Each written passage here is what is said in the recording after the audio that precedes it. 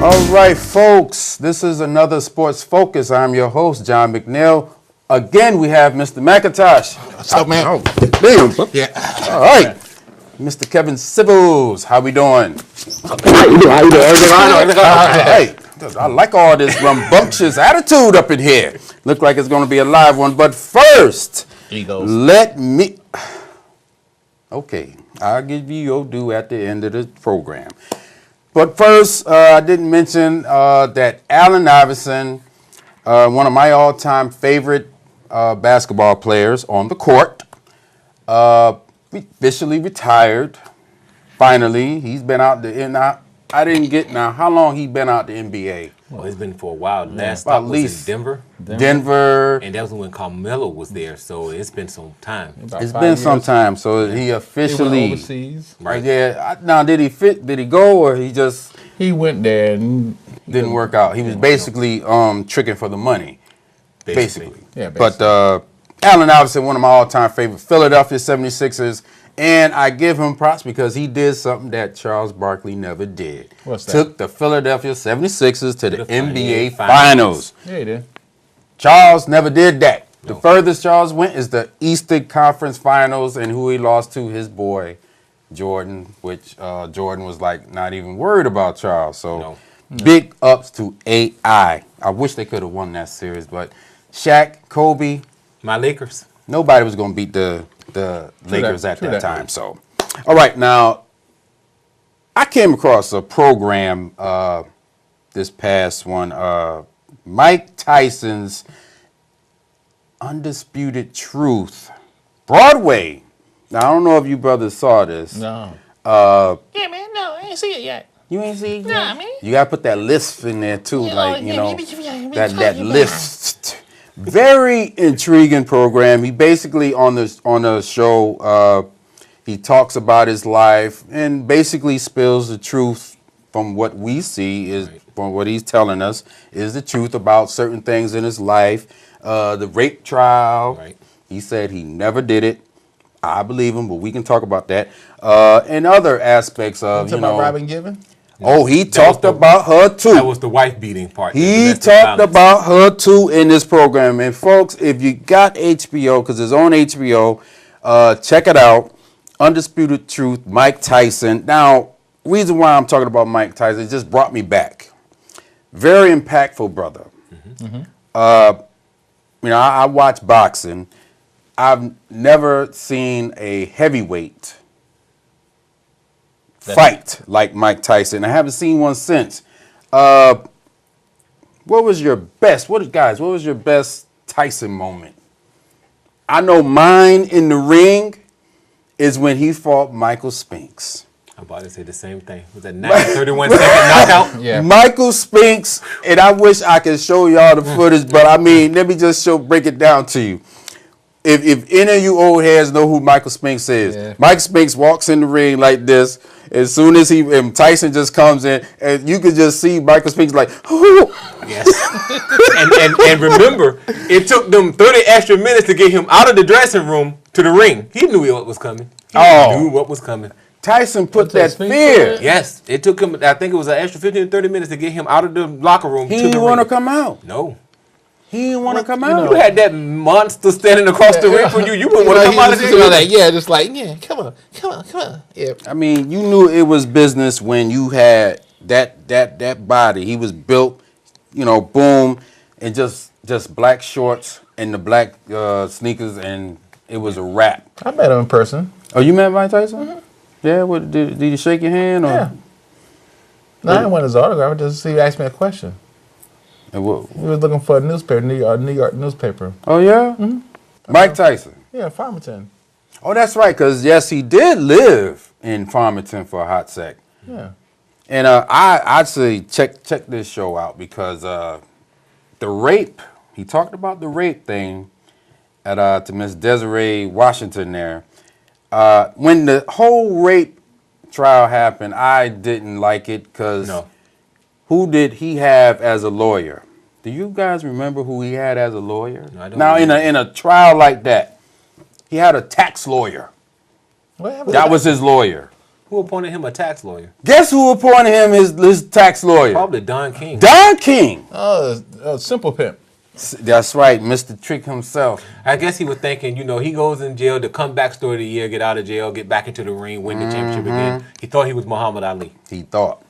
And I tell you what, though, I mean, if you guys watch it, it does has adult language, so keep that in mind. A lot of adult language. Yes, and in this it's a Broadway show. He's on Broadway. So he's on Broadway, so we can go see him. Don't know if he's still there, but I mean, I think he's actually on tour. He's probably might be on tour now. So yeah, I think it's heading to Vegas first. Yep. I hope he come to Hartford, so I'll go see him.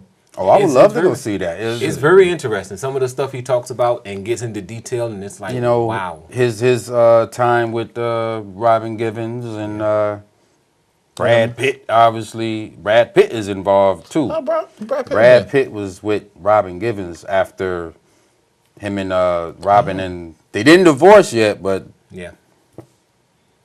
He said Brad did a little doo-doo in his pants when he saw him. So that must have been very interesting. Well, I think that man walking up on me, I would do a little. Let's be real though. Pants. I mean, let's be real. When Tyson was at his peak, you could honestly say that he was the baddest man on the planet. Yeah. You have to remember, dude, when Mike Tyson started boxing, it was a lot of them doing the Sugar Ray Leonard Muhammad Ali thing. Everybody wanted to use finesse, outlast the person.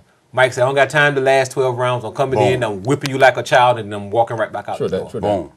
Because Mike Tyson by your height. Yep. And just full of muscle and rage. Yeah. Yeah. He said he was an angry kid from New York, and he took it out on the people in the ring. And that's what's good about that program also. He talked about his child, showed his mother. I never really seen his mother. Showed his mother, father, gave a whole background about, somebody who said that was his father and he realized it wasn't his father. Wow. This guy was the father. So very interesting. The low point in Mike Tyson's career for me was the Buster Douglas. Well, they said he wasn't even really training. He said he was eating what he wasn't supposed to be eating. He was standing up late. Over there in Japan. Having a good time. And having a good time. So... Mike Tyson, because I was a young man when Tyson lost, and we all the next day was just like, I remember that one. Of all people, Buster Douglas. Buster Douglas. I remember that very. But then when you get the background on Buster, you see he had some issues himself. I think whether it was his wife or mother, somebody close to him, they passed. And then he's fighting this monster. So I mean. It's unbelievable. But for him to go out and lose against, I forgot the guy named Moore. The next fight, who was it? Was it Michael Moore? Was it Evander? No, it wasn't Evander. No, it was I know because I know his next fight he just got tore up. That was Michael Moore because it was George Foreman that beat Moore and became the oldest heavyweight champ. Yeah. And that was a fight. Yes. George Foreman standing up with the whole fight. I know. But he told the guy, he said, I just need him to get his face in one spot. And he got it there and he hooked him, and that was the ball game. Will we ever see a Mike Tyson again? No. Unless it's the lower welterweight, the lower weights, the weight class. You'll never see a Mike Tyson in the heavyweight ranks again because they're not as hungry and everybody wants to look pretty in the ring again. You got the Russians, but the Russians don't want to fight each other. Yeah. And everybody wants to look pretty. And nobody don't want to be that mean aggressor in the ring anymore. So pretty much the heavyweight division is done. Yeah. And you have the welterweights, the middleweights, and the lighter weight classes. Yeah.